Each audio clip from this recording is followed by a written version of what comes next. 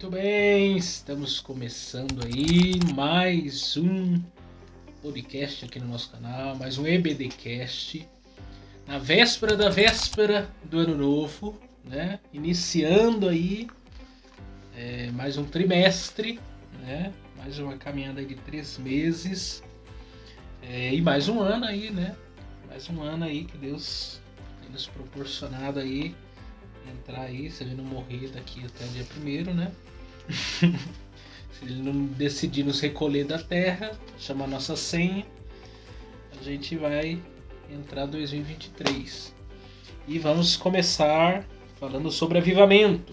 Aviva a tua obra, o chamado das Escrituras ao quebrantamento e ao poder de Deus, né? Nós vamos tratar de vários temas aqui. Avivamento espiritual, avivamento no Antigo Testamento, no Novo, o Ministério Avivado de Jesus, o avivamento na vida da igreja, do ministério de Pedro, Estevão, mártir avivado, avivamento espiritual no mundo, avivamento pentecostal no Brasil, avivamento na vida pessoal, avivamento em missões da igreja, vivendo no Espírito, aviva, Senhor, a tua obra. São os temas aí que nós vamos abordar nas próximas semanas aí. E como eu prometi na aula passada, nós iríamos indicar algumas coisas. Esse aqui a gente já indicou, né? Eu e o Gediel lemos esse aqui para você que é pentecostal, né? E quer conhecer um pouco a história aí, os bastidores, porque o movimento pentecostal não começa no Brasil, começa nos Estados Unidos, né? Em Los Angeles, na Rua Azusa.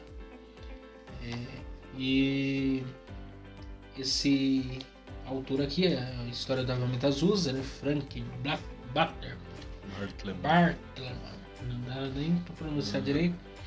Ele viveu esse contexto, né? E ele escreveu dessa época aí. Então é interessante ler o testemunho ocular do que acontece lá.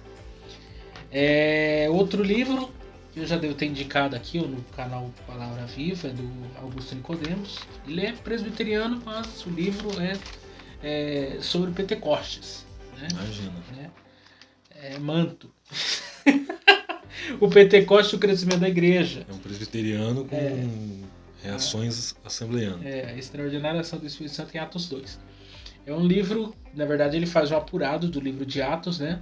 Sobre a ação do Espírito Santo durante o livro de Atos, mostrando o crescimento da igreja e dando alguns apontamentos do que leva ao crescimento da igreja, com base no livro de Atos. Na verdade, o livro de Atos é um manual aí para crescimento de igreja, para a gente ter alguns pilares sobre o que eu devo fazer para obter resultados. O resultado está descrito já no livro de Atos dos Apóstolos.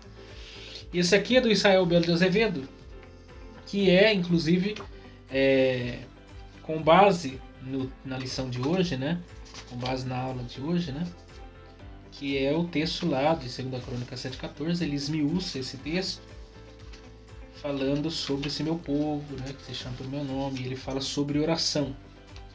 Então é bastante interessante. É um livro pastoral, mas muito interessante. Tem até uma citação aqui, ó, de John Bunyan. Quando ouvires acerca da natureza da verdadeira graça, pergunte logo ao teu coração se esta graça está dentro dele. John Bunyan, interessante estudar a história de John Bunyan, o escritor do Peregrino, o livro mais vendido na história aí, do cristianismo depois da Bíblia. E é indicação aí, se meu povo orar. Não tem avivamento se não tiver oração. O avivamento começa com os joelhos no chão. E tem o do Hernandes, que é... E o do Hernandes Avivamento Urgente. Avivamento Urgente. O Gediel tem lá. Ele vai ler pra me emprestar. E eu recebo. Falando nisso, você já leu o livro que eu te dei? Do Paul Washer? Não, eu tô lendo outro livro. Tem que terminar um pra começar outro. Eu quero calvinizar ele não leu o livro, gente. Não, se ele vai Meu conseguir, Deus não do sei. céu, viu? Fala sério, Se hein? ele vai conseguir me calvinizar, pode ser que não consiga. E aí, Gediel, antes de nós chamarmos a vez, qual a expectativa para essa revista? Mudança de vida. Mudança de vida? Tem que haver. Se não tiver, né? Depois que você estudar sobre uma lição sobre avivamento e não houver mudança de vida, Nossa intenção aí. Você que nos acompanha aí, se até o fim dessa revista não mudar, aí tem que orar, fazer a oração do João lá, né? Mandar fogo do céu. Senhor, vamos orar para mandar fogo do céu, resolver toda essa parada aqui. Precisando disso aí. Vamos rodar a vinheta aí, nós voltamos já já.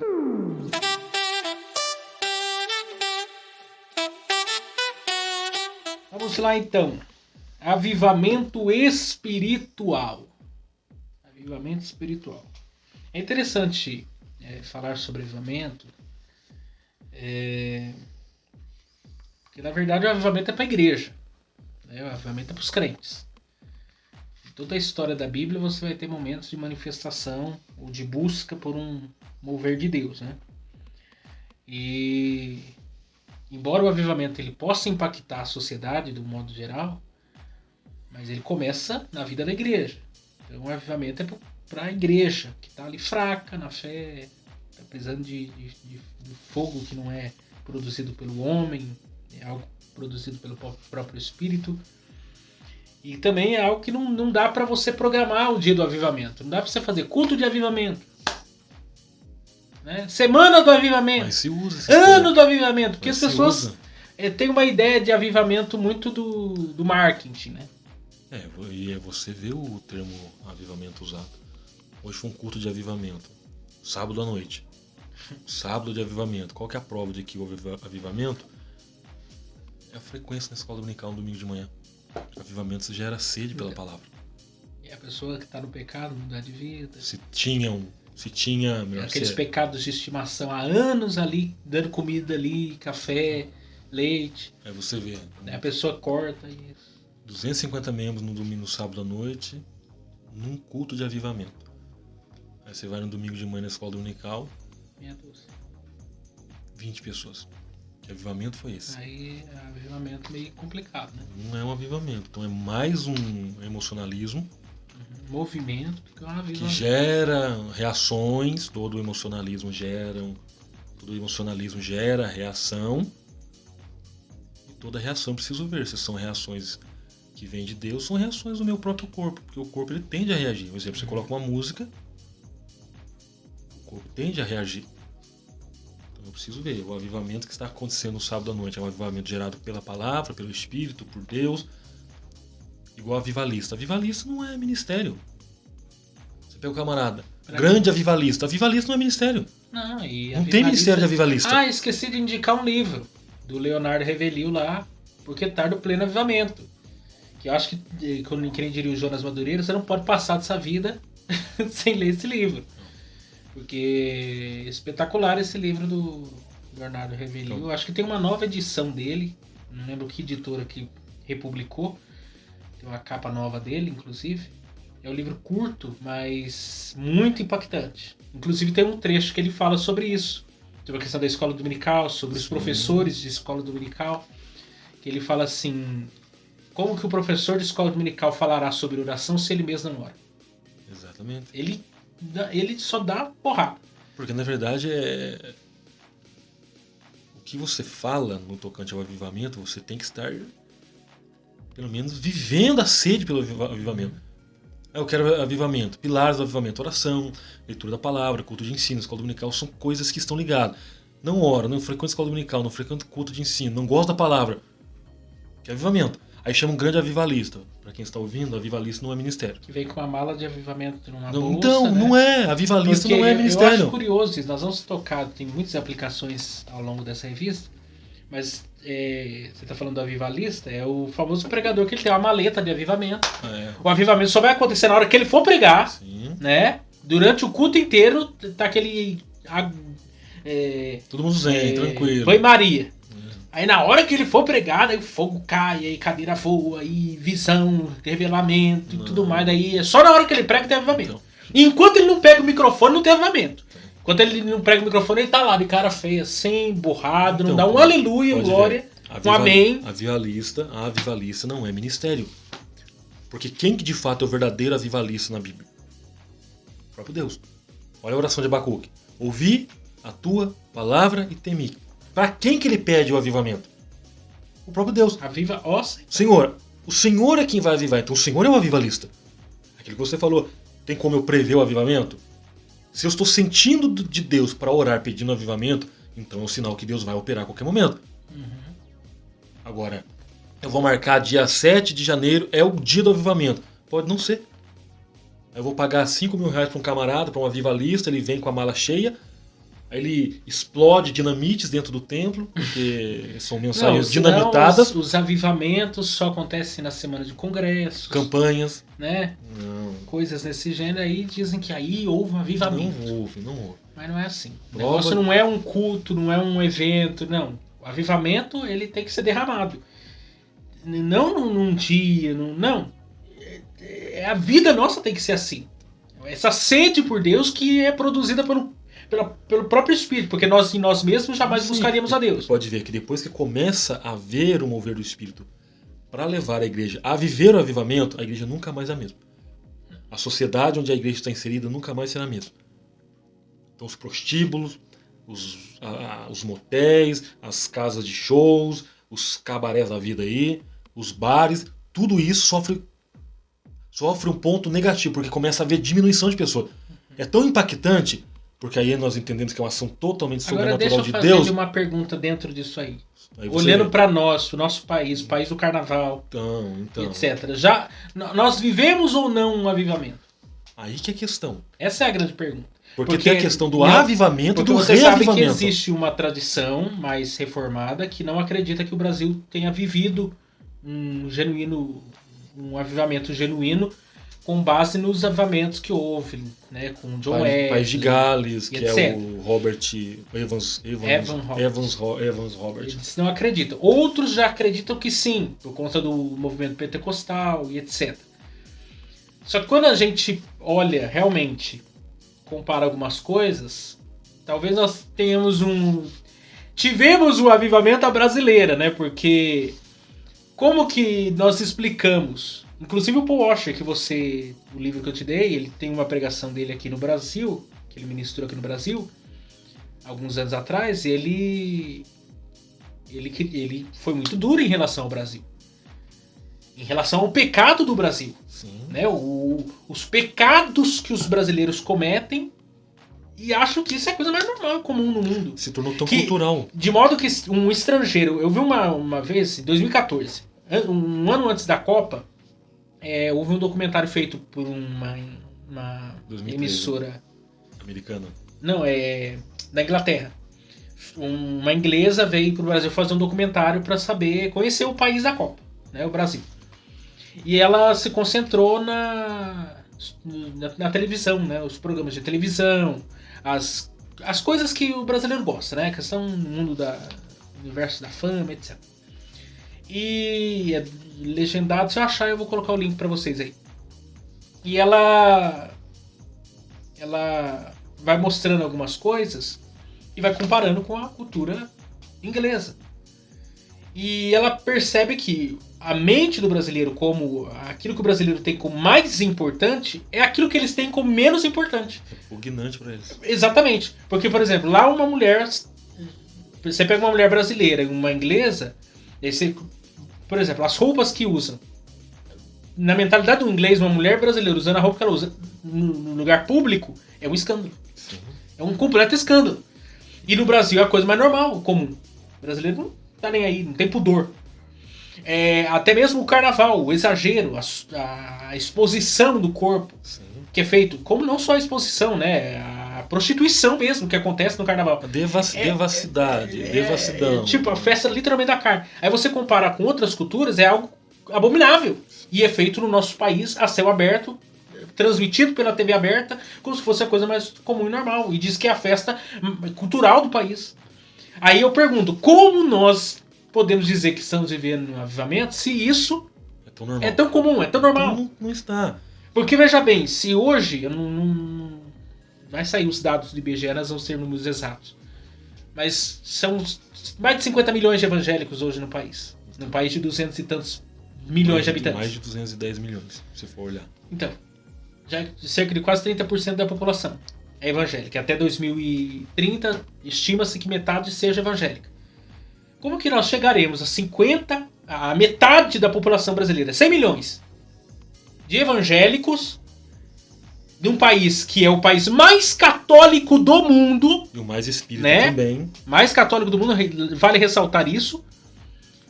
E nós vivemos nessa situação. Agora, que tipo de evangélicos nós teremos daqui... Nós estamos em 2022, daqui a 8 anos. Para 2030, 8 anos. E isso sem a gente contar a corrupção. Então, que tipo de evangelho? Se de fato o Brasil estiver vivendo um avivamento, o avivamento mexe com toda a estrutura social, cultural, econômica, psicológica, mental, espiritual principalmente. Porque se mexe na espiritual, o cara deixa de ser corrupto. Se mexe no espiritual, o cara deixa de ser ladrão. Então, nós não estamos vivendo o avivamento. Agora, tem a diferença do avivamento, para quem nunca viveu, e o reavivamento. Exemplo, os Estados Unidos viveu um avivamento. O que eles precisam agora é de um reavivamento. Reavivar, voltar. No caso do Brasil, precisa de um avivamento. Que toque na gênese. No cerne da questão. Para que esses problemas sérios que nós vivemos, corrupção, a própria devassidão, sim, e etc., esse jeitinho brasileiro, seja exterminado. E nós sejamos levados a sério. Sim. Porque, infelizmente, já não é à toa que dizem que o Brasil é uma república de bananeiras. E de fato é, porque veja o que estamos vivendo. A troca de valores que estamos vivendo. Dia 1º aí vai ser uma maravilha, né? A posse do seu presidente. Não, meu nada, cara. Olha aqui, ó.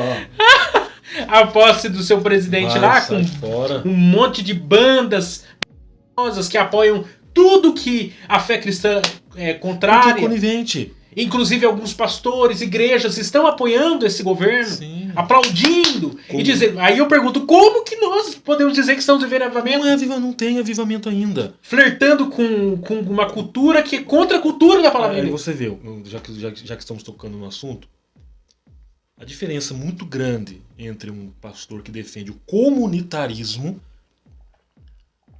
por isso que nós temos o centro comunitário nos bairros, que cede a toda a população, e a ideia do comunismo.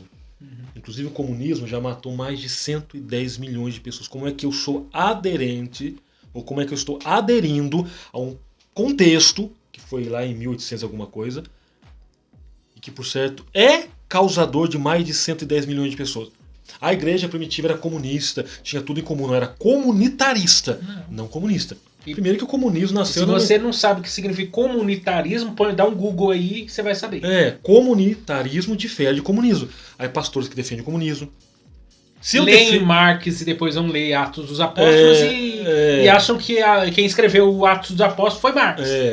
Atos marxista. Atos marxistas, se for olhar pela lógica. É a exegese. Aí você vê. Apoia o comunismo. Ah, mas eu sou cristão. Apoia o comunismo. Se apoia o comunismo, apoia o que o comunismo defende. Tem o PCdoB, vamos falar sem medo. Tem o PCdoB, Partido Comunista do Brasil. O que defende de bom? PSOL. O que defende de bom? Partidos socialistas. Né? O que defende de bom? Eu sou a favor do aborto, eu sou a favor da ideologia de gênero, eu sou a favor da legalização da maconha. Tem vídeos deles dizendo que nós vamos fazer de tudo. Fala de mulher, nada contra o gênero macho-feminino. Nós vamos fazer de tudo para destruir a família. E eu sou de esquerda. Eu sou com toda sinceridade. Eu, como cristão, não conseguiria ser. Ah, então você é a favor do armamento? Não, questão da legítima defesa, questões de direito, é um amparo que a lei dá para um cristão e para o não cristão. Mas a questão é que se uma sociedade vive a corrupção, uma inversão de valores, legalização da maconha. Só o fato de terem colocado, nós vamos mudar desse assunto, mas é necessário a gente introduzir isso.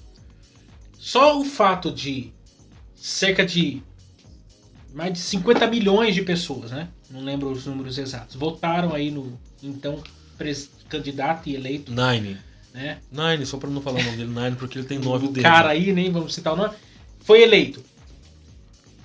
Só o fato dele ter sido eleito, tendo sido condenado em 3 instâncias. Não foi uma, foi 3. Eu não posso acreditar que 3 juízes, 3, né, de cada degrau, tem errado. Exatamente. No julgamento dele. Porque na verdade... E aí a população aplaude o erro, né, porque agora caiu em contradição. O que é ser bandido? Não tem mais sentido. Não tem sentido mais nada. E se né? você- e se você- Inversão total de valores. E se você fala contra... Faça igual a Sherazade falou uma vez, né? Adote um bandido. A questão é, se você fala contra o sistema que é corrupto, é complicado, porque dá-se a entender que você tem que engolir, aceitar e pronto. E uma outra questão pra gente correr aqui. Qual que é a definição de protestante? Até onde nós podemos dizer que nós somos protestantes? Ou somos coniventes com um sistema que impõe e eu tenho que ficar calado? Não, é a vontade de Deus. Não estou dizendo que Deus não está na ação. Porque a Bíblia fala que Deus é quem tira reis e coloca reis. Toda autoridade é uma autoridade constituída por Deus. Romanos 13. O que Paulo fala? Que façamos orações e deprecações por todos os que estão em eminência. Paulo não está especificando se é de esquerda ou de direita. Mas é interessante que Paulo também faz a gente enxergar o que são valores morais. Sim, e valores éticos. Quando ele escreveu isso, era o Império, né? Exatamente, o Império Romano. Exatamente. Você tinha um império, você tinha querendo ou não, é um ditador, né? Porque naquele contexto não era democracia. Não. Se você não adorasse... O Império era na força, era na violência. Então, e se você não adorasse o imperador, você era morto. Exatamente. A perseguição aos cristãos revela isso claramente. E olha o que o Paulo escreve, né? Orar por aquele que... Te persegue. Te persegue e pode arrancar a tua cabeça. Exatamente. E aí? É o livro que eu citei outra vez também do livro dos mártires, que tem inúmeras demonstrações do que aconteceu com os cristãos. Sim. Durante esse período. Então a pergunta para ficar: o Brasil está vivendo um avivamento? Não. Nós estamos esperando? Sim. Precisamos começar a buscar. Se Deus está nos impulsionando a buscar, estamos sentindo isso de Deus, porque avivamento gera mudança de vida. Opa, eu estou sentindo incomodado com o meu pecado. Eu estou sentindo incomodado com a sujeira interior que eu tenho. Opa, não pode ser Deus? E eu penso ainda mais. Nós iremos começar a ver sinais de um genuíno avivamento no nosso país quando, primeiro, nós aprendermos a ter consciência na hora do voto, porque... eu preciso saber que eu tô votando. Não é só para presidente. A questão não é para presidente. É para vereador, para prefeito, para senador, para deputado federal, estadual, senador e governador. Todo mundo. Eu tenho que conhecer. E eu não tô falando que tem que votar no cristão. Não, eu tenho que votar em quem, de fato, comunga das mesmas ideias e valores. Né? E não é o que está, infelizmente, acontecendo. E a questão, valores éticos e morais já foi dito aqui, tem princípios no judaísmo e no cristianismo. E quando também nós vivemos o que nós falamos na lição passada, né? Pastores segundo o coração de Deus. Então. Porque a reforma é em todos os níveis. Começa dentro de casa, da igreja, até chegar nas mais altas posições. Sim, muda tudo. Tem que mudar tudo, eu não posso aceitar. Mas vamos lá. Não é nem chegou no textual. Não, mas é uma aula introdutória. Mas é uma aula introdutória que a gente está aqui avaliando algumas coisas. É mais para... O textual está lá em 2 Crônicas 7,14, né? Texto conhecido. Se o meu povo, que se chama pelo meu nome, se humilhar e orar, buscar a minha face, se converter de seus maus caminhos, então eu verei dos céus, perdoarei os seus pecados e sararei a sua terra. A verdade prática, humilhar-se diante de Deus, buscar a face do Senhor em oração e converter seus maus caminhos são atitudes que precedem o avivamento espiritual. A leitura bíblica em classe está em 2 Crônicas 7, 12 a 15 e Ageu 2, 5 a 9. Diz assim: o Senhor apareceu de noite a Salomão e disse: ouvi a tua oração e escolhi para mim este lugar para a casa de sacrifício. Se eu cerrar os céus e não houver chuva, ou se ordenar os gafanhotos que consumam a terra, ou se eu enviar a peste entre o meu povo. E se o meu povo, que se chama pelo meu nome, se humilhar e orar e buscar a minha face, converter de seus maus caminhos, então eu verei dos céus, perdoarei seus pecados, sararei a sua terra. Agora estarão abertos os meus olhos e atentos aos meus ouvidos a oração deste lugar. Ageu 2, 5 a 9. Segundo a palavra que concertei convosco quando sairdes do Egito, e o meu espírito habitava no meio de vós, não temais. Porque assim diz o Senhor dos Exércitos: ainda uma vez, daqui a pouco, eu farei tremer os céus e a terra e o mar e a terra seca. E farei tremer todas as nações, e virá o desejado de todas as nações, e encherei esta casa de glória, diz o Senhor dos Exércitos. Minha prata e meu é o ouro, diz o Senhor dos Exércitos. A glória dessa última casa será maior que a da primeira, diz o Senhor dos Exércitos. Neste lugar darei a paz, diz o Senhor dos Exércitos. Então, tudo isso que nós já falamos aqui já serve como uma introdução aí. Vamos lá ao primeiro tópico: o que é avivamento espiritual? primeiro lugar aí, avivamento espiritual é uma intervenção de Deus. Puramente. Intervenção de Deus. Totalmente divino. Não é algo que eu, você, nem ninguém consegue planejar. A única coisa que a gente faz é clamar para que Deus traga avivamento. Não é determinismo. Não tem como. Hoje em dia, traz avivamento aí. Não. E pode ver, qual é o texto? Se a gente for olhar no Novo Testamento. Existe uma luta travada entre carne e espírito, um se opondo ao outro. E Paulo vai escrever aos Gálatas, 5 do 19 ao 20, 5 do 19 ao 21. As obras da carne são manifestas. Tem uma lista lá. Se aquelas manifestações ainda estão agindo, você não busca avivamento nunca. Então tem que ser algo totalmente de Deus. Pode ver, você pega Evans Roberts, você pega o Frank Bartleman, você pega o William Seymour. Como é que esses camaradas estavam? Até o Frank fala do William Seymour. Ele ficava orando com a cabeça dentro da caixa, uma caixa de madeira que tinha lá no galpão.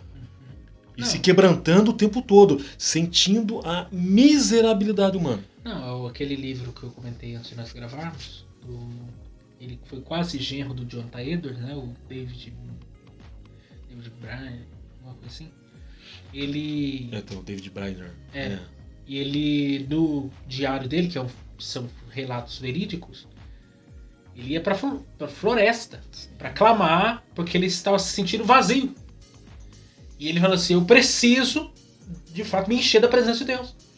E ele ficava horas lá, na floresta, no meio do mato, né? O monte seria hoje, buscando a presença de Deus. E aí? Quem que leva o indivíduo a fazer isso? E é o que é uma fome que é produzida pelo Espírito, porque, segundo Romanos 3, não há quem busca a Deus. Não há quem entenda. Não há um justo sequer. Não é da natureza do ser humano, pecador, pós-queda, buscar a Deus. Se não for, é como diz aqui, avivamento espiritual é uma intervenção de Deus. Se Deus não intervir, não colocar uma sede, uma fome, ninguém busca. Não tem condições. É uma coisa que é provocada pelo próprio Espírito. Por isso que tem que haver clamor. Porque se nós não clamarmos para que Deus intervenha, como que eu vou buscar a Deus? Até mesmo isso diz para a nossa vida. Tem épocas da nossa vida que a gente está mais fervoroso. Tem épocas que a gente está menos. E a nossa oração tem que ser o quê? Senhor, quando eu estiver mais fraco, me faça orar mais. me desperta para buscar mais a tua presença. Porque vai acontecer isso. E se nós não levarmos a sério essa questão, a gente negligencia a vida de oração, a gente negligencia... E quantas vezes a gente não se avalia? Nossa, eu já orei mais no passado, eu já busquei mais a palavra no passado. E tem gente que se conforma com uma vida medíocre espiritual e não vê mais mudança. Não tem mais impacto a vida dele.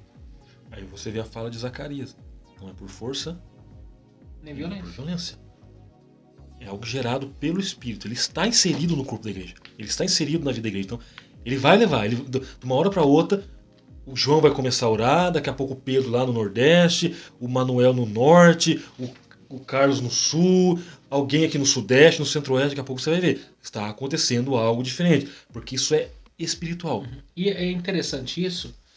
Que você vai ler nos livros de história da igreja. Avivamentos acontecem em focos. Né? Então, começa num lugar, num ponto X, e ele vai se espalhando. É contagioso. Exatamente. Ele Contagioso, não começa de uma vez. Vamos dizer, contagioso beneficamente falando. Exatamente. A palavra contágio, ela tende a ser mal, mas ele é contagioso. Começa num determinado local e ele vai se arrastando. É porque quem está aqui tende a levar para outro lugar. Exatamente, porque a Rua Azul é um exemplo. Né? A gente leu o livro lá, surgiram igrejas depois a partir do que acontece em Azusa. Vai espalhando, vai multiplicando. Alguns vão ser a favor, outros vão ser contra, mas a coisa tende a espalhar. Porque sempre vão haver aqueles que são pró o avivamento e aqueles que estão contra o avivamento. Né? Que existem aqueles que vão abraçar o avivamento e entender que aquilo é de fato um avivamento, e existem aqueles que vão simplesmente negar. Não, isso aqui que chega ao ceticismo. Né? Que não creem ou negam qualquer manifestação realmente do Espírito. Mas acontece em focos, em momentos, e Deus vai trabalhando, vai espalhando a coisa. O segundo, a pré-condição para o avivamento. a Bíblia nos mostra que uma situação de crise espiritual ou moral pode ser pré-condição para o avivamento. Sim. Uma questão totalmente contrária à vontade de Deus. Aí vem a questão, se é o Espírito quem convence, ele vai levar o indivíduo a entender. Não, um exemplo claro disso é Elias. Segundo Tiago 5,17, ele orou instantemente para que não chovesse. Sim. Então, eu entendo, e 1 Reis 17,1, que ele começa já pregando. Mas aí Tiago 5,17 mostra que ele orou muito tempo antes de levantar para pregar. Quer dizer, oração precede pregação. Sim. E mais, a pregação dele era de juízo. Acabe e Jezabel governando, toda aquela situação, culto a Baal, etc. Uma casa em Manjoana. Ele, achando que era o único que havia sobrado, 7.000. e havia 7.000 que não haviam descurvado de Baal. Em outras palavras, ele está vendo a crise, porque ele estava em crise. Ele está vendo a impunidade, a injustiça tomando conta. Ele olha para a situação e começa a orar. É o que eu entendo ali. Até que ele de fato se levanta para pregar e fala segundo a palavra dele. Segundo a minha palavra. Ele está dando uma palavra de juízo. Deus atende a palavra dele. Sim. Deus fala assim, não, tranca tudo aí, não vai cair, nem orvalho vai passar aqui. 3 anos e meio. 3 anos e meio, o cara foge. Né? Deus esconde ele lá na casa da viúva de Sarepta lá. Aí ele volta, quando ele volta, a chuva cai, tem lá o desafio lá com os profetas de Baal e tudo mais, o povo meio que se arrepende, ele se sente frustrado, vai pra dentro da caverna. Porque, e é interessante o contexto de Elias, porque dá a entender que ele pensou o seguinte, depois de 3 anos e meio, esse povo se converteu. Esse povo se arrependeu do pecado deles e vai tudo entrar na linha. Nada disso aconteceu. O povo não se converteu de forma total. Inclusive nem o próprio Acabe nem Jezabel se converteram, mesmo vendo e vivendo o juízo de Deus. Ele, frustrado, vai para dentro da caverna. Aí que ele vai conversar com Deus, dizendo, mas só eu ficou aqui, né? Ele iludido com isso. Aí Deus fala assim, então Elias, o avivamento vai vir no meu tempo. O juízo que você está querendo vai vir no meu tempo. Aí ele fala assim, vai e unge Eliseu no teu lugar. Jeú e Azael. E é Deus dizendo para ele, não dizendo ao mesmo tempo o seguinte, eu tenho tudo no controle. O seu substituto, quem vai substituir o Acabe, quem vai trazer o juízo para fulano, eu tenho tudo no controle. Só que as coisas vão acontecer o quê? No meu tempo. Então, de certo modo, a crise, ela é um estopim para alguns homens, para os Elias se levantarem e falar assim, não dá para aceitar isso aqui. Tem até uma fala, inclusive alguém já deve ter assistido vários filmes dele, Mazzaropi. Qual que é a fala dele? No tempo de crise, tire o S e crie. Então será que Deus não está levando a gente a entender que em uma situação de crise a gente pode criar uma oportunidade de orar mais? Então, será que Deus não está permitindo essa crise para que alguns homens de Deus, mas Deus é se isso. levantem e falem assim, não, tem alguma coisa errada? Romanos, todas as coisas cooperam. Cooperam para quem? Cooperam para o bem daqueles que buscam a Deus. Então coopera. Porque você vai orar mais, você vai entender que você vai precisar mais de Deus, você é mais carente de Deus, você necessita de Deus. Então é o momento, é aquilo. Deus é pedagogo. Então Deus ele tem maneiras diferentes de tratar com cada indivíduo. Agora, o avivamento é algo puramente 101% divino, não tem vontade humana. Porque a vontade do ser humano é não ir até Deus. Aí o que Deus fala? Crise, o indivíduo olha para cá e olha para lá, não tem o que fazer. O que é que eu vou fazer? Buscar a Deus. A caneca está sem água? Eu vou ter que buscar a fonte. Uhum. Então pode ser que Deus permita a caneca sem água pra gente correr atrás. Tem uma ilustração verídica. O pastor pregava, anos pastoreando uma congregação, acho que eu já devo ter contado essa história, anos dirigindo uma congregação, clamando por avivamento, nada acontece. Pregava biblicamente, nada acontecia. Ele falou assim, não, tem alguma coisa errada, não é possível. Eu prego, as pessoas não, eu estou pregando a palavra, eu estou sendo fiel, mas quando acontece, ele falou assim, eu vou fazer um propósito com Deus, 40 dias de jejum e oração. Foi pro monte, ficou 40 dias isolado, de oração e jejum. Lá pra metade do propósito, ele estava quase desfalecendo já, né? Mas Deus deu graça para ele chegou até os 40 dias, voltou. Voltou pro mesmo lugar, pro mesmo púlpito, a mesma igreja, só que tinha alguma coisa diferente. E quando ele começou a pregar, as lágrimas começaram a derramar. E aí? As pessoas começaram a se converter. Então, a mensagem começou a impactar então pessoas. faltava a cereja do bolo. Então tem coisa que a gente fica olhando. O que tá faltando? Tá faltando algo que não vem do homem. E que você tem que ir à fonte. A fonte é o próprio Deus. E isso se chama avivamento. Porque você pode, e nós levamos a sério aqui, vocês que nos acompanham sabem disso, nós levamos a sério a busca pela palavra de Deus, o ensino fiel da palavra de Deus, mas sem a ação do Espírito Santo, sem o poder que vem do Espírito Santo, que não vem de mim, não vem de Adriano, não vem de ninguém, não tem avivamento, não tem nada, não tem pregação, não tem conversão, não tem mudança de vida, não tem nada. É a mesma coisa, uma mensagem sem unção não gera resultado. Agora, uma mensagem carregada de unção, para você ver, um louvor carregado de unção, a mensagem pode ser simples, pode ser o mais simples que vai pregar, mas se ele está carregado de Deus, é o dínamos. Toda dinamite, depois de acionada, ela gera um resultado. Sim. Faz a conta, o camarada está lá, se quebranta, a hora, busca, ele vai pregar, é a dinamite que acendeu. E uma vez a dinamite acesa, quem que vai lá apagar o pavio?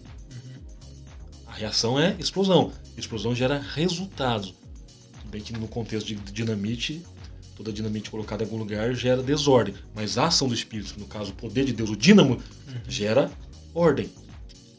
Pode ver, uma mensagem que é de Deus, ela remexe, ela mexe com o indivíduo. Ela é certeira. O indivíduo não sai do culto do mesmo jeito, a mensagem me incomoda. É como se Deus pegasse, colocasse o dedo na ferida e fizesse assim com o dedo.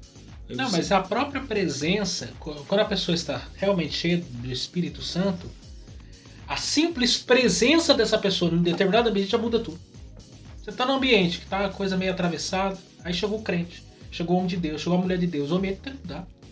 Porque aonde a presença de Deus está, alguma coisa tem que acontecer. Não precisa. Não tem como. O próprio Moisés, eu gosto do texto de Moisés em Êxodo, quando ele diz, se a tua presença não for, nós também não iremos. Não, gente, não arreda. Eu não dou um passo sem a tua presença. Eu prefiro ficar onde eu tô, com a tua presença, do que dar um passo sem a tua presença. Ele fala, eu não arredo os pés daqui. Agora tem pessoas que querem andar sem a presença de Deus, querem fazer as coisas da sua própria vontade. Vai quebrar a cara. Porque tem que estar com a presença do próprio Deus. É a presença dele que é suficiente. Claro. O 2 aí, as condições para o avivamento espiritual. Né? Que nós estamos aqui dizendo. Número 1, uma crise. Né? Diante da crise podemos observar vários comportamentos humanos, o medo, a revolta, a blasfêmia contra Deus e o próximo, o desespero, tentativa de tirar a própria vida. Então, o contexto da crise que nós estamos aqui falando, ele é uma condição, ele é um estopim, um estalar aí para buscar o avivamento. O 2 aí é a humilhação diante de Deus. Se o meu povo se humilhar. Que não tem condições. O texto, eu não lembro qual é o profeta que fala, né? Coração contrito e quebrantado, o Senhor não desprezará. Não sei se é Jeremias ou Isaías. Mas o coração contrito e quebrantado, o Senhor não despreza. E de onde é que vem a palavra humilhação? De humus. Humus é o quê? Terra. De onde é que a gente vem? O que Jeremias fala nas suas lamentações? Coloque, põe a tua boca no pó. Talvez. Ele não diz que talvez haja esperança. Eu acho interessante você falando de Jeremias, lembrei de algo aqui. Talvez haja esperança. Coloca a tua boca no pó para ver se não muda as coisas. Em Lamentações mesmo, se eu não estou enganado, o nome do pai de Jeremias significa o Senhor é minha porção. Deixa eu lembrar aqui o nome dele. O nome do pai de Jeremias.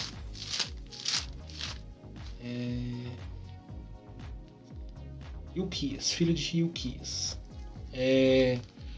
Esse Ilquias, o significado do nome dele é o Senhor é minha porção. Porque Ilquias ele é Exatamente. de linha sacerdotal. Aí olha só o que Jeremias escreve em Lamentações, capítulo 3, quando ele diz: a minha porção é o Senhor. Diz a minha alma, portanto, esperarei nele. Quer dizer, a razão de tudo, porque o que o Senhor é a minha porção, o Senhor é a razão da minha vida, é quem? É Deus. Não tem outra fonte. A fonte tem que ser o próprio Deus. Qual que é a razão da minha vida, da sua vida, da nossa vida? É o próprio Deus. A fonte inesgotável é Ele. O Senhor é a minha porção, o Senhor é a razão de tudo. Né? Quando ele diz as misericórdias do Senhor são a causa de não sermos consumidos, porque as suas misericórdias não têm fim, novas são cada manhã, grande é a tua fidelidade, a minha porção é o Senhor, diz a minha alma, portanto, esperarei nele. Ele é a razão, ele é a causa de toda a nossa existência. E aí, o que 1 Pedro lá diz, humilhai-vos, pois, debaixo da potente mão do Senhor, para que teu tempo ele vos exalte. O próprio Jesus, quando ele vai falar sobre humilhação, e as pessoas leem errado esse texto, né? Os humilhados serão exaltados, né? E aí pegam esse texto, os coaches amam esse texto, distorcem o texto, falam assim, você que foi humilhado, ser exaltado, quem te viu na prova não te ajudou, quem te vê na bênção vai te arrepender. Vai logo no sabor de mel. E tudo mais. Só que o texto lá diz, aquele que a si mesmo se humilhar será exaltado. Aquele que reconhece o seu estado de miserabilidade. Trocando em miúdos, é o quê? Negar a si mesmo. É um indivíduo que olha pra si mesmo, ele faz uma introspecção. Ele vê quem é. Crucificar o eu. O que Paulo fala? Miserável homem que eu sou. Quem é que vai me ajudar? Aí até pra gente descontrair aqui, todo mundo creio que já assistiu Chapolin. Completa aí. E agora? Quem poderá me defender? Quem poderá me ajudar? E aí? Mas é a realidade, porque diante da situação de crise, de caos, de calamidade espiritual, e agora? Socorro vem de onde? Salmo 121. Eu elevo os olhos para os montes. De onde é que vem meu socorro? Não vem de nenhum lugar. Não, e o Salmo... A não ser de cima. O Salmo 46. Deus... É o meu refúgio e fortaleza. Socorro. Bem presente na angústia. Não tem outro, gente. Olha aí, um que encaixa com o assunto. Salmo 42. Como servo que brama pelas correntes das águas, a minha alma anseia. Ansear ali, anelar, é mais do que uma simples caneca de água. É uma sede, Miquel. Se você toma uma caneca, você fala, eu nem tomei. Não, você tomou a quinta caneca. Na verdade, não é tomar a caneca em si, mas o conteúdo da caneca. É a quinta caneca que eu estou utilizando para tomar água. Já são 5 vezes e não saciei. Não, e é um salmo escrito pelos filhos de Corá da Babilônia. Que é o Salmo 42 e 43. Que é um salmo só. Porque está batido a minha alma, porque te perturba dentro de mim. Aí você vê, o anseio ali não é por 5 copos. É o camarada que toma uma caneca, ele toma a quinta, a sexta, chega uma hora que ele diz, eu não quero mais caneca, eu quero balde. Aí ele toma o balde, ele pega o balde e vira. Miquel, não contenta. Josué e Moisés, né? Porque é interessante essa passagem. Depois dá uma lida lá. O Josué, ele é um camarada privilegiadíssimo. Porque ele não era levita, né? Ele era da tribo de Efraim, se eu não estou enganado. Efraimita. Ele era efraimita, então não tinha nada a ver com os levitas. Ele era da genealogia de Efraim. E Moisés era levita, ok.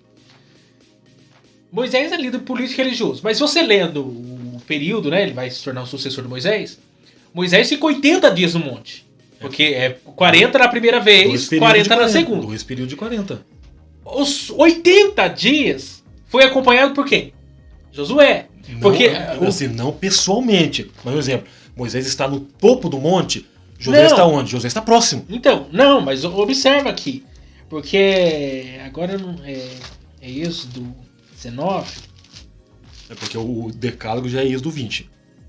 Os 10 mandamentos já é Êxodo 20. Agora eu não lembro, Êxodo 19, Êxodo...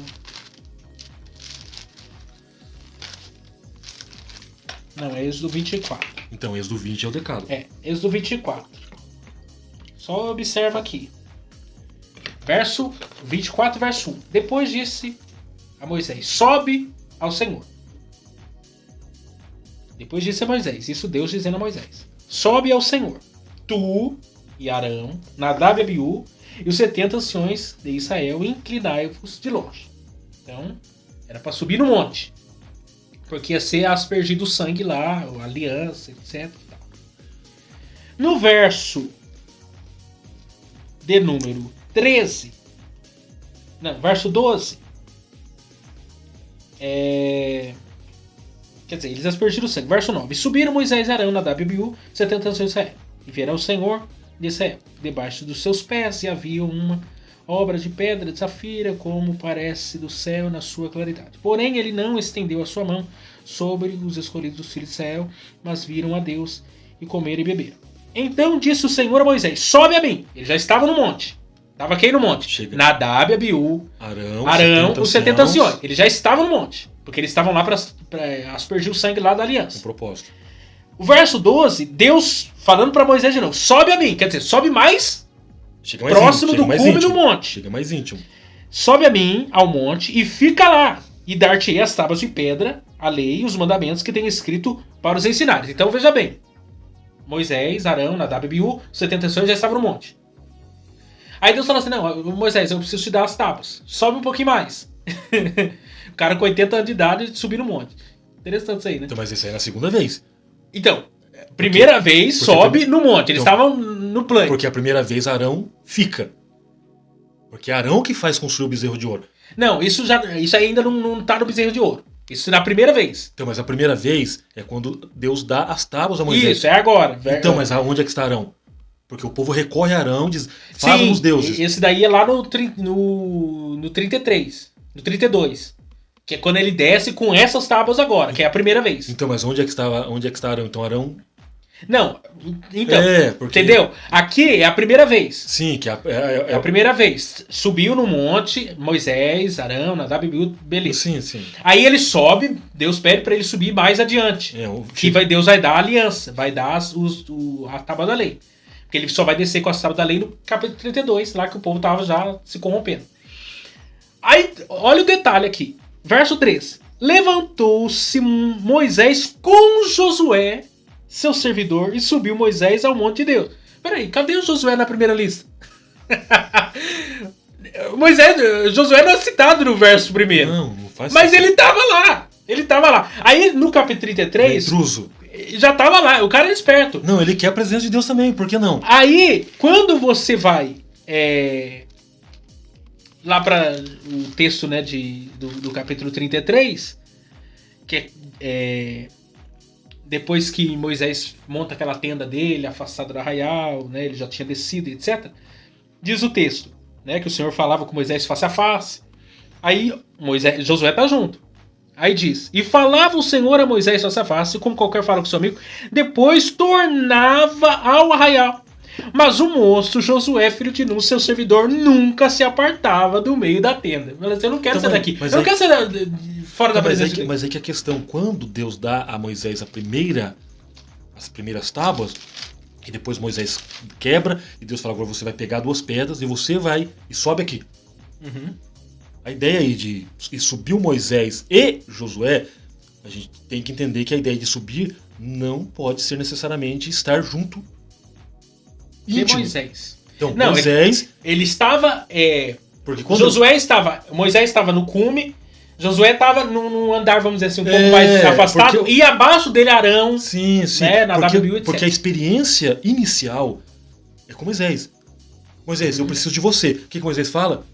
Eu vou levar Josué. Não. Você vai levar Josué vai ficar no pavimento 2 e você sobe no pavimento 1.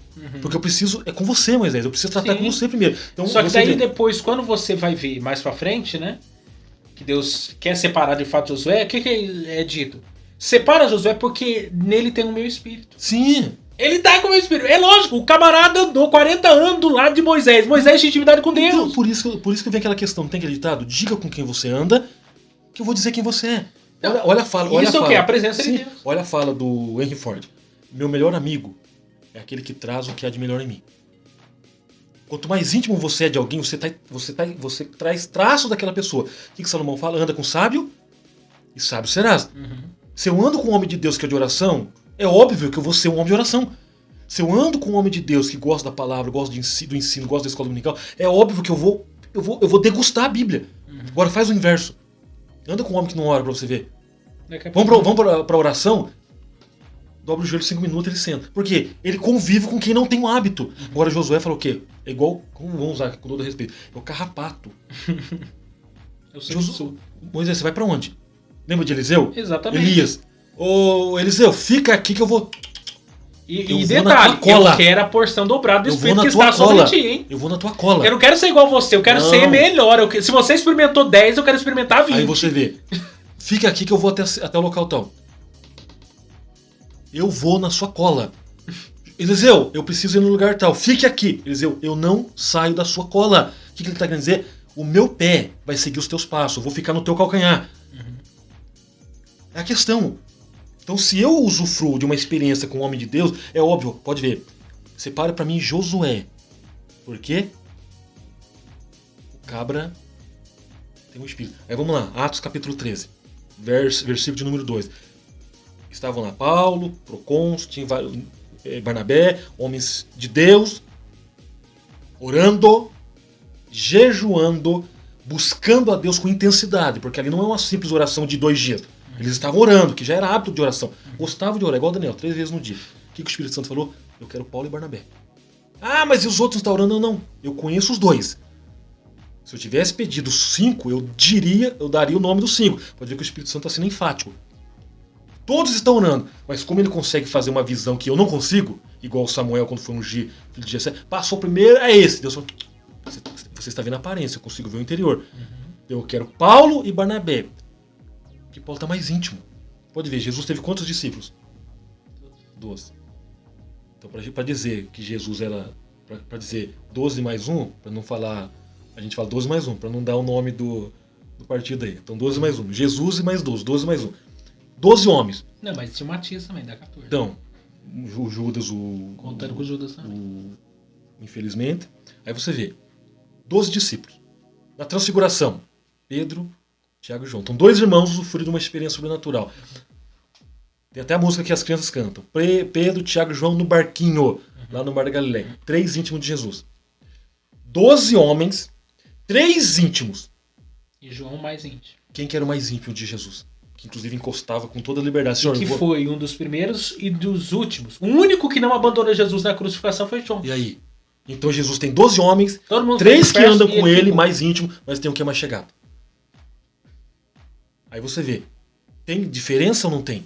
E quem que Deus deu a revelação? O livro da revelação. Quem que usufruiu na ilha de Pátmos? Quem ele falou assim, sobe, quem ele falou, sobe aqui. E tem a visão. E a língua portuguesa é importante. Uma coisa é você subir ali. Outra coisa é você subir aqui. Vem aqui comigo. Ali é um degrau acima. Não, aqui vem na onde eu tô. Íntimo, é isso. Aonde Deus estava? Eu tô sentado à destra de Deus Pai. É a mesma coisa, eu tô lá no... Porque aqui onde o Miqueias mora é uma ladeira. Então o Miqueias está na parte mais baixa. O templo fica logo acima. Miqueias, se eu estiver lá, Miqueias, eu dou um grito. Miqueias, vem aqui. Você não vai no meio da rua. Você vai onde eu estou. Então a experiência é intimidade. Quanto mais íntimo de Deus, mais de Deus você quer. Então pode ver, Josué... E esse caminho é o quê? Humilhação. Você não se humilhar... Não, por isso é o humus. Humilhar. É o humus. É o reconhecer de fato quem eu sou. Porque Deus ele não divide a glória dele com ninguém.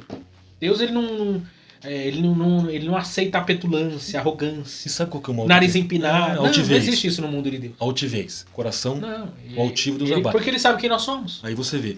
Deus não é um ser que está lá com um porrete na e mão. E o que a Bíblia diz? Ao contrário. Os primeiros serão os últimos serão os primeiros, né? Se você quer ser o primeiro, seja o último. Sirva a todos. Seja servo de todos. Então, né? Agora, o reino de Deus ele ponta cabeça. Deus é um ser que gosta de comunhão, ele gosta de intimidade. Exato. Tem medo de Deus por quê? Eu preciso achar os degraus que me leva à sala do trono. Porque a sala do trono é em cima. Então degraus te levam. Terceiro, orar e buscar a face do Senhor. Eu já... E o quarto aqui, conversão sincera dos pecados. E o quinto, um caminho preparado. A Cristo pode ser uma pré-condição para o avivamento espiritual se nos humilharmos diante de Deus, se buscarmos mais a face do Senhor em oração, se decidirmos firmemente confessar nossos pecados e converter nos nossos maus caminhos. Quando é que Deus sara a terra? Pode ver, a última coisa de 2 Crônicas 7,14 é sararei a vossa terra. Mas antes de sarar a terra, tem uma lista lá. Sim. Se o povo se humilhar. Porque isso aqui é importante. Reconhecer o erro, às vezes é fácil. A questão não é essa. A questão é mudança de vida. Conversão é mudança de vida, mudança de rota. É o humilhar-se, reconhecer quem de fato eu sou. Converter-se é, depois de ter reconhecido quem de fato eu sou, tomar uma nova atitude. A palavra arrependimento se resume numa palavra, Miqueias, decisão. Exatamente. Eu decidi não fazer mais. Aí, com a minha própria força. Porque as pessoas muitas vezes reconhecer o erro é fácil. Só que a questão não é essa, a questão é mudança. Né? É você entender, não, isso está errado e eu preciso me posicionar contra aquilo que está errado. Seja na minha vida pessoal, seja na realidade da igreja, seja na realidade do mundo, eu preciso me posicionar. Como que eu vou me converter e ficar do meu jeito? Conversão sem mudança. Sem arrependimento, sem mudança de vida, que é o que geralmente acontece. Venha como está e fique, né? Não é assim que nós pregamos. Nós pregamos um arrependimento, o ministério de Jesus está pautado nisso. Arrependei-vos, que é chegado o reino dos céus. Acabou. O evangelho é confrontador. Não tem esse negócio. A mensagem do evangelho, que não te leva ao arrependimento, que não te leva à mudança de vida, no evangelho. No evangelho. O que eu gosto de dizer, o evangelho ele é salvação para quem crê e condenação para quem não crê. Sim. De qualquer forma. E outra, não existe insucesso na pregação do evangelho. Se você crê, nota 10. Se não crê, nota 10, porque o evangelho vai cumprir suas funções. Exatamente, ele vai fazer o que... Ele vai salvar quem tiver que salvar, mas ele vai condenar quem não quiser crer também. Exato. Porque a palavra de Deus não pode voltar para si vazia. É o que o profeta fala. Se a chuva desce e faz aquilo para o qual ela foi enviada, a palavra de Deus é a mesma coisa. Não tem como. Aí eu preguei o evangelho, não teve... Ninguém se converteu. Não. Quem disse não? A palavra de Deus vai cumprir seus fins. De um jeito ou do outro vai gerar um resultado. A necessidade de um avivamento espiritual. A situação espiritual de Judá. Por causa da desobediência de Judá, profetas alertaram a respeito da futura destruição da nação, mas o povo não ouviu as divinas advertências. Né? Então aqui ele põe uma lista.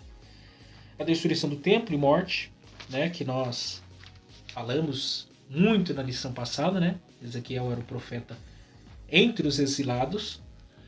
Letra B, o chamado para reconstruir o templo, né? Ageu, Zacarias, são profetas que... Zorobabel não é profeta, mas ele está inserido no contexto da reconstrução. Pertencer a esse período aí. Letra C, Deus levanta homens para realizar, né? O povo pós-exílio se descuidou e não deu valor à casa do Senhor.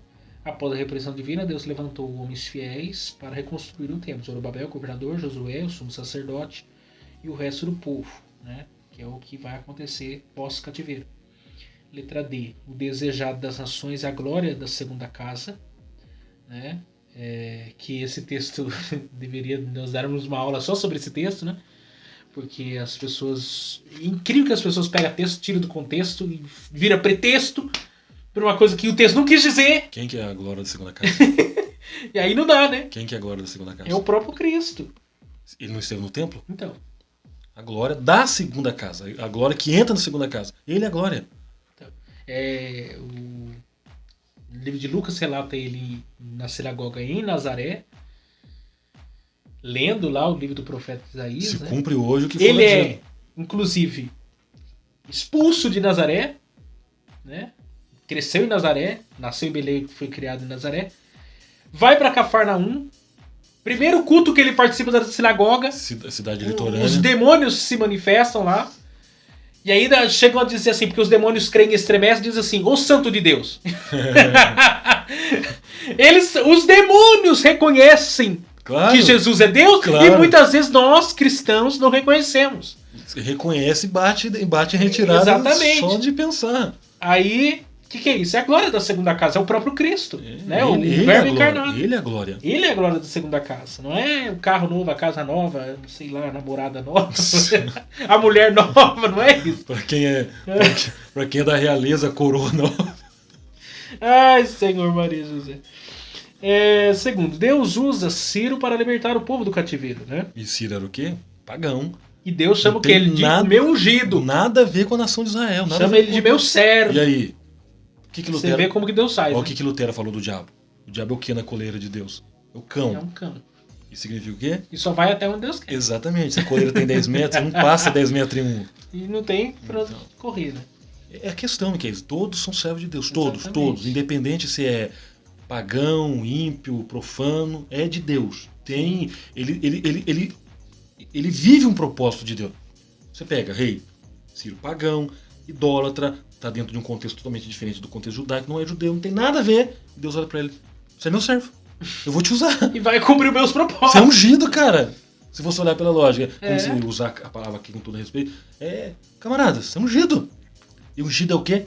Aí vem uma outra questão, se ele é ungido, o que a Bíblia fala? Não, mas Deus... daqueles que...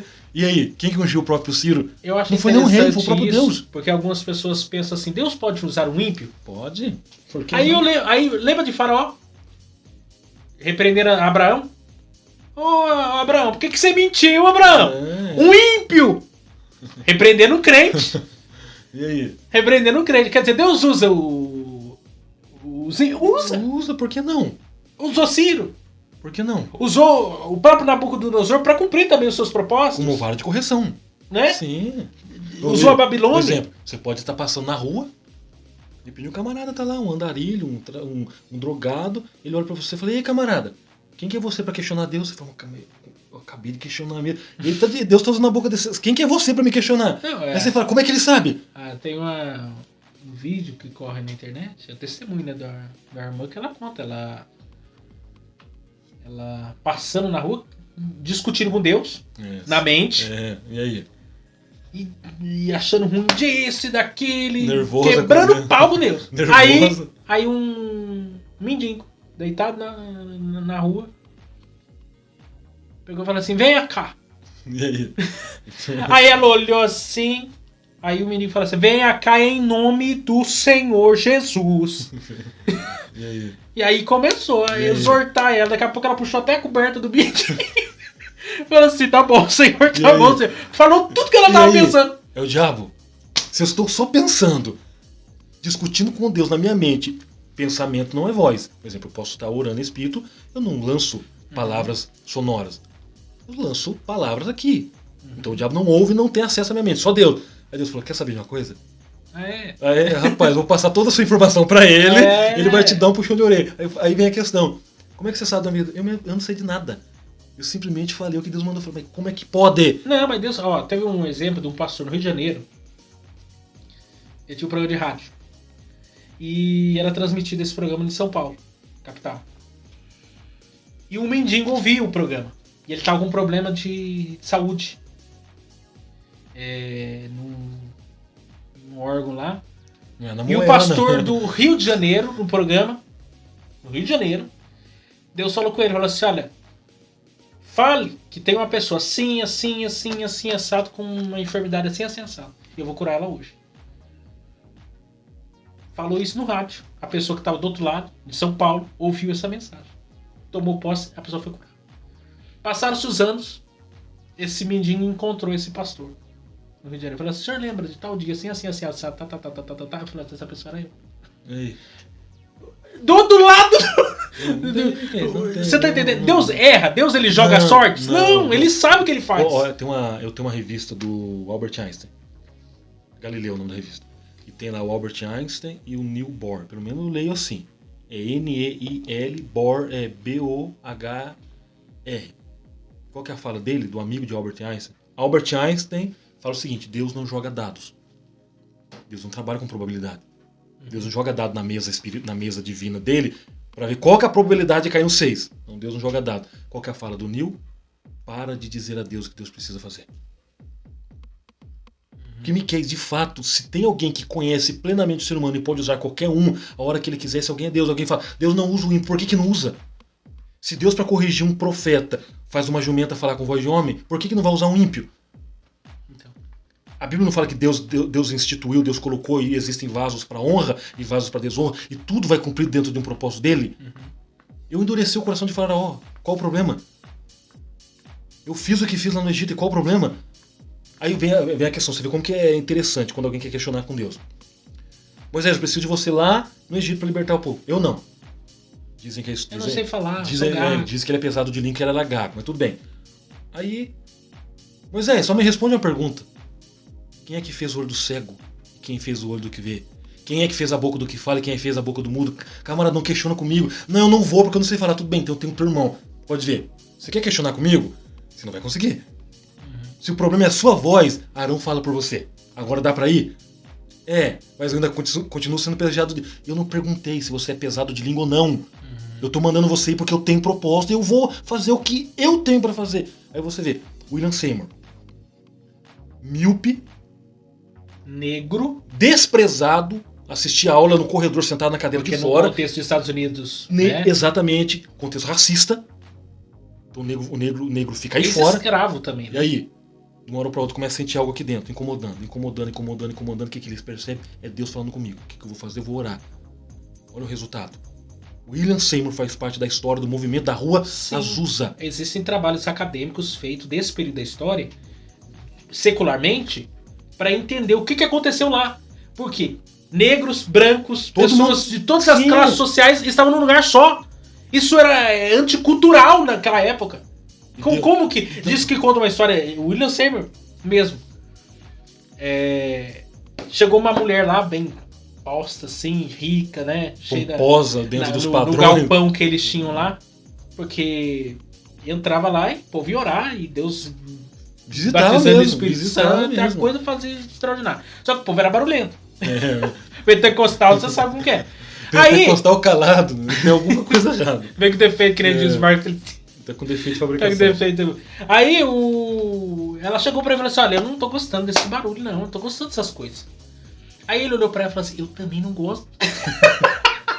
Só que o povo entra aqui, eles começam a orar. Daqui a pouco eles estão falando em língua, eles estão. Quando falando assim: eu não consigo controlar isso aí.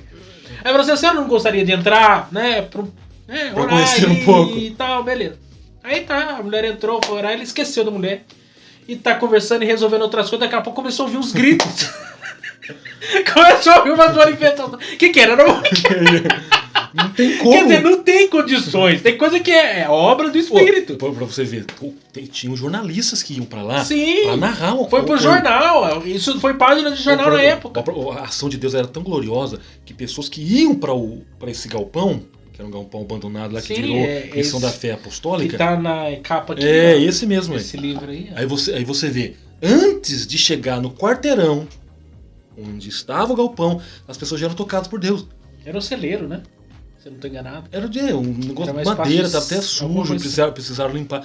Então vamos dizer que é 2 quarteirões daqui, eu tô a 200, 300 metros, já começava a ter algumas reações do corpo. Tem condições. Porque é igual a bomba atômica quando foi lançada sobre Hiroshima, apesar de que houve destruição, mas um exemplo. Cai aqui, pra onde vai? Você tá com 300 metros, você quer vir pra cá, você já vai cair aqui mesmo. E já cai, levanta, Não, mas nós levanta temos exemplo trêmulo. aqui na nossa cidade. Lá na Vila São Benedito, alguns anos atrás, pessoas caíram endemoniadas na calçada. Os obreiros eram tão cheios de Espírito Santo que o demônio nem entrava dentro daquele. Já expulsava ele lá fora mesmo. Só pra você ver, a minha mãe conta a história do ex-padre Raimundo Pereira, inclusive tem até a história dele no LP, que ele foi pra evangelizar os caiapós, que na época os caiapós, pelo menos no disco fala que eles eram canibais. Eles teve Moreira César. Minha mãe conta que ela viu, ela estava no dia lá. Passou ele pregando, daqui a pouco, do outro lado da rua, ele só apontou o dedo. Em nome de Jesus. O demônio cai. Pum. Tombou do outro lado. Não fica, Miquel, porque é uma ação tão gloriosa. É a mesma coisa. Eu tenho uma mensagem de um amigo, o José Martins, ele começou a brigar comigo já. Ele conta uma história. Ele conta, inclusive, ele usa na mensagem uma ilustração baseada no forno. O forno está lá tudo cheio de sujeira, cheio de bicho, tem aranha, tem cobra, tem escorpião, tem um monte de coisa. Eles precisam usar o forno, ou para fazer farinha, ou para assar bolo. Quando você coloca fogo, Miquel, não fica uma sujeira. Então tudo que é peçonhento, ele bate em retirada. Então onde a presença de Deus está, e qual que é um dos símbolos do Espírito? É fogo. O que o fogo faz?